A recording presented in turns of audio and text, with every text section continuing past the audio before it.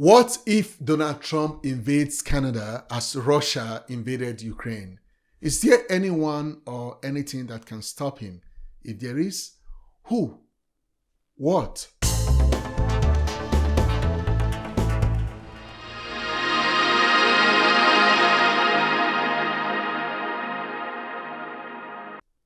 Did you know that more than 13% of Canadians say they agree with Donald Trump for Canada to become the 54th state of America? Yes, you heard that right. According to a recent poll by the Toronto Star, there are plenty of my fellow Canadians who would rather live as vassal to the United States than having their own sovereign country. When I first read this, I was puzzled beyond belief. Then two things immediately came to my mind. The first was, who are these people? Who is that moron, I'm sorry to say, who would want to drop the world-acclaimed Canadian way of life for that of the crazy uncle in the north? For sure, there are plenty of good things about the United States, don't get me wrong, but certainly not their politics. Anyways, I said two things came to my mind. What was the second? Oh yeah, the second thing I thought was that if 13% agree in the polls that they would rather live under the oppressive thumb of Donald Trump, then the actual number must be higher. As of December 11, 2024, the population of Canada was 39,911,128 people. Okay, maybe we should just round that up to 40 million people for simplicity. Fair? So, what does this mean for us? It means that more than 5 million Canadians right now want to be under the rulership of the United States. But here's my point really here. I believe that number is fairly understated. It is understated because people don't always tell the truth when it comes to issues like these for fear of being seen as unpatriotic. So if anything, I believe that number is at least doubled. I believe up to 10 million Canadians want to join the United States as the 54th state of America. Sad. Which brings me to my opening question. What if Trump decides to invade Canada? This might seem like a far-fetched scenario, a political fiction, a dystopian speculation that can never happen.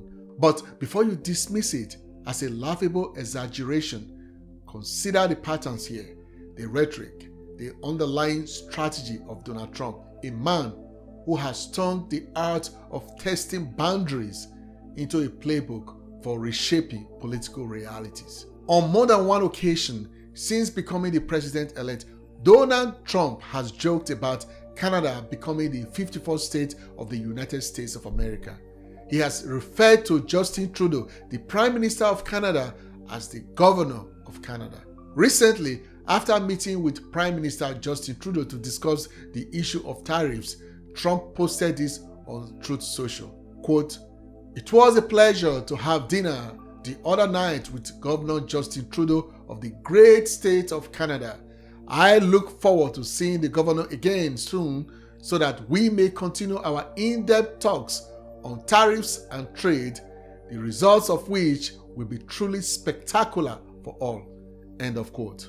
Now, you tell me, any president or president-elect with respect for the sovereignty of another country that will post such nonsense about them.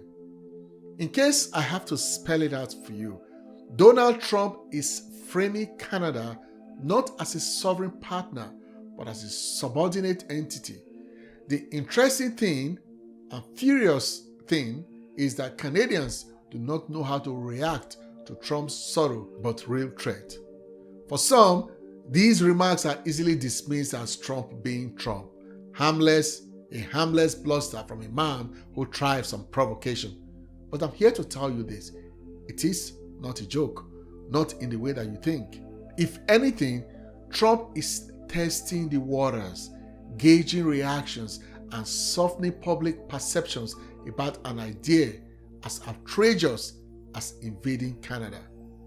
This is what he does. He throws out incendiary statements cloaked as humor to condition people to accept ideas they once thought unthinkable. You don't believe me? Ask Marco Rubio. Ted Cruz, Joe Biden, Kamala Harris, and the countless others who have faced Trump's brand of psychological warfare. His demeaning jokes aren't mere insults, they are the opening shots in a campaign to dominate and subjugate his opponents. Many Americans thought Trump was a buffoon when he first appeared on the political stage, riding down on that golden escalator to announce his run for office. They thought he was a joke and joked about him. Who could forget the bashing he received from former President Barack Obama in more than one White House Correspondents' Dinner? So let's entertain that so-called extreme for a moment. What if Trump decides to invade Canada? Who will stop him? Who will come to Canada's aid? Europe? With its own existential struggle against Russia's invasion of Ukraine, Europe is unlikely to risk confrontation with the United States. NATO, the alliance built to protect democracy, may find itself paralyzed by its most powerful member, a member that will be under the thumb of Donald Trump. And let's not forget that Trump's disdain for NATO is very well documented. He has openly questioned its relevance and value. What about China, India? These nations might offer words of obligatory condemnation, but are they willing, or will they be willing, to stick out their necks against the United States? I highly doubt that. The geopolitical calculus doesn't favor such a move. Canada, isolated and vulnerable, could find itself with no allies willing to confront a Trump-led United States invasion. Until now, Canadians haven't had to consider such a scenario seriously. The deep, entangled economic and cultural relationships between the two nations have acted as a buffer, along with the belief that Americans, ordinary, rational Americans, would never support such an idea. But here is the chilling part. Trump has proven time and again that he can rally his base behind ideas that defy logic and decency. You know, he once bragged that he could shoot someone on Fifth Avenue and not lose any supporters. Who's to say his base wouldn't back him in a bid to annex Canada? Consider the current landscape. Trump is consolidating power, surrounding himself with loyalists and purging dissenters. He has emboldened extremist elements within his support base, fostering a climate where the unthinkable becomes conceivable. A Trump presidency, unchecked and unbound, could rewrite the rules of international relations, starting with Canada. And then there's the question of the Canadian resistance. Canadians pride themselves on our peace-loving nature, but would we stand up and fight if faced with an existential threat?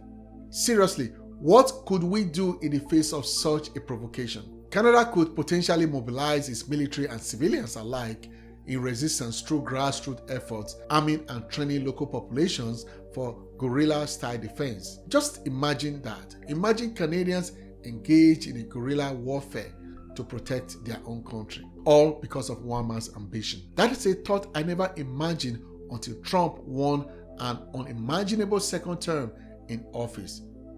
What else? We could employ unconventional methods such as cyber defense campaigns or leveraging Canada's vast geography to disrupt the invader supply lines. But for how long can we do that? Well, maybe perhaps until Trump's term in office runs out and Americans decide to elect a sensible person, a non-psychopath. What about our friends with obligations to us? I touched on this earlier, but let's explore that further a little bit. For sure, Canada could explore leveraging alliances such as NATO to invoke collective defense obligations. The problem, unfortunately, is that the power of NATO to meet its obligation depends on the United States' position within the alliance. If the US is the invader, then we might as well forget help coming from NATO. If we are to be frank with ourselves, we do not stand a chance, not as things stand. Some Canadians might disagree and bring up the War of 1812. Sorry to burst your little bubble, guys. Things have changed a lot since we burnt down the White House in 1812. For sure, no one should ever discount the spirit of Canadian resistance. Would Canadians rally to defend their sovereignty, or would some accept the idea of becoming part of the United States, swayed by promises of economic gain or political stability? What political stability, by the way? There is none. not right now in the United States. These questions, in any case, are not easy to answer, but the mere act of asking them should unsettle us. It should be a reminder that democracy, sovereignty, and freedom are not guaranteed. They are fragile constructs that require constant vigilance. As Canadians, we cannot afford to dismiss Trump's rhetoric as mere bluster. History has shown us that words have power. They shape perceptions, influence actions, and pave the way for radical changes. We must remain vigilant, informed, and prepared to defend the values that define us as a nation. Because if we don't, the unthinkable is only unthinkable until it happens.